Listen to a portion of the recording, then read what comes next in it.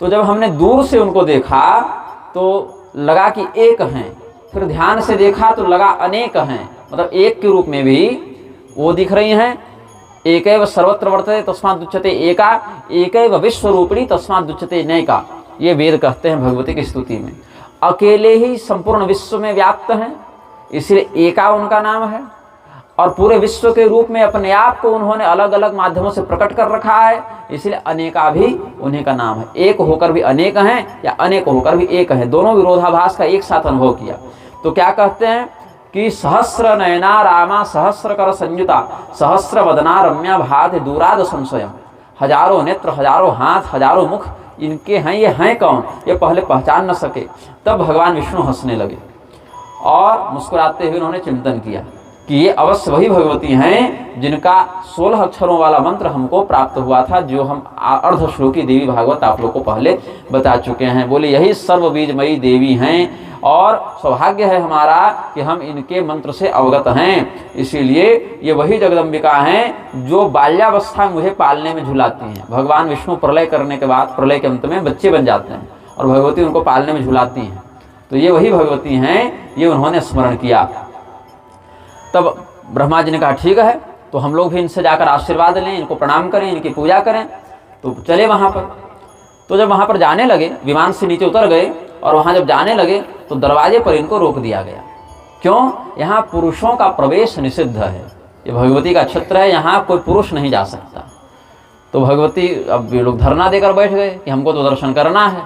तब इनको क्या किया गया, स्त्री बना दिया गया। भगवान विष्णु क्या बन गए, वैष्णवी। भगवान ब्रह्मा क्या बन गए, ब्रह्माणी। और महादेव जी बन गए माहेश्वरी या शांभवी। यही कारण है कि पुरुषोत्तम प्रपेदिरे, कभी भगवती स्त्री रूप को प्रकट करके स्वयं को पुरुष रूप में दिखा देती हैं और कभी पुरुष रूप में प्रकट करके स्त्री रूप में दिखा देते हैं। क्योंकि स्त्री होना या पुरुष होना ये शरीर के लक्षण है, चेतना के लक्षण नहीं है। चेतना स्त्री पुरुष के लक्षणों से अतीत है। इसीलिए भगवान का दर्शन करो या भगवती का दर्शन करो, बात एक ही होती है। यही कारण है कि जिस भी प्रारूप में युगल स्वरूप का दर्शन हो, चाहे सीताराम भगवान हो, चाहे राधा कृष्ण भगवान हो, चाहे लक्ष्मी नारायण भगवान हो, चाहे उमा महेश्वर भगवान हो, जहाँ भी स्त्री पुरुषात्मक स्वरूप है वहाँ भगवती पार्वती और महादेव जी को एक मानना चाहिए। वहाँ पर भगवती लक्ष्मी और भगवान नारायण को एक ही मानना चाहिए। वहाँ जानकी जी और राम जी को एक ही मानना चाहिए। भगवती राधिका और भगवान कृष्ण को या भगवती रुक्मिणी और भगवान कृष्ण को एक ही मानना चाहिए। तो ये सब जो तीनों देवता थे, ब्रह्मा विष्णु महेश, वयम युवतयो जाता स्वरूपाश्चारुभूषणा विस्मयम परमं प्राप्ता गतास्तत्सन्निधिं पुनः। जब हम स्त्री के रूप में परिणत हो गए तो वहाँ पहुँचे और उनके चरणों को रखने के लिए जो पीढ़ा रखा हुआ था, इसको कहते हैं चरण पीठ या पाद पीठ। पैर को रखने के लिए बड़े राजा महाराजा कहीं फोटो देखे होंगे सीरियल में भी, तो पैर रखने के लिए एक छोटा पीढ़ा रखा रहता है सामने। तो वही चरण पीठ जो है भगवती का, पाद पीठ जो है, वहाँ भगवती का जो चरणों का जो नाखून है वो ऐनक के समान चमक रहा है, इतनी तेजस्विता है। और वहाँ पर जैसे आपके मोबाइल में स्क्रीन में पूरा विश्व का पटल दिखने लग जाता है, वैसे वहाँ पर देखते हैं कि सभी देवी देवता पशु पक्षी पूरा ब्रह्मांड जो है, ग्रह नक्षत्र समुद्र पर्वत सब वहीं पर स्थित हैं। सब वैकुंठ ब्रह्मलोक कैलाश ये सब जितना है सब वहीं हैं। वहीं पर मधु कैटभ भी दिख रहे हैं, मधु कैटभ के साथ भगवान का युद्ध भी दिख रहा है। मतलब पूरे विश्व में जितनी घटनाएं घटित हो चुकी, जितनी हो रही हैं और जितनी आगे होंगी, भूत भविष्य वर्तमान पूरे विश्व का उन्हीं महामाया के चरणों में ब्रह्मा जी को दिख गया। वही मूल प्रकृति ने, जगदम्बिका ने सब कुछ को, तीनों कालों को, तीनों समयों को, तीनों गुणों को, सभी को अपने अंदर प्रतिष्ठित करके रखा था।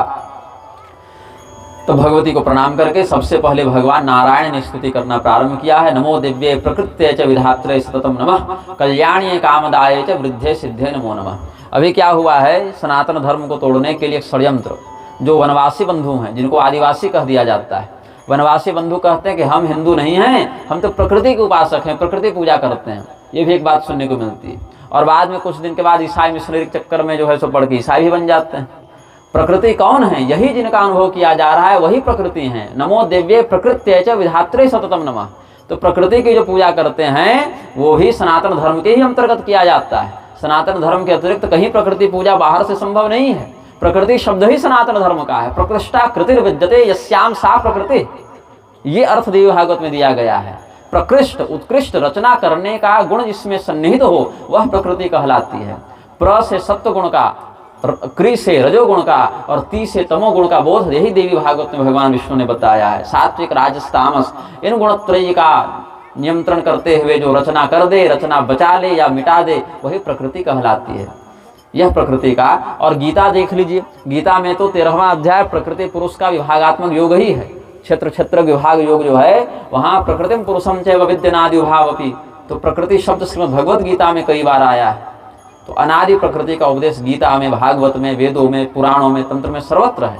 तो जो यह कहते हैं कि हम हिंदू नहीं हैं, सनातनी नहीं, हम तो प्रकृति के उपासक हैं, वह भी एक षड्यंत्र के ही कारण इस प्रकार के अज्ञान से युक्त हो गए हैं। वस्तुतः प्रकृति की उपासना तो सनातन धर्म का अभिन्न अंग है। वही भगवती प्रकृति की आराधना करती हैं।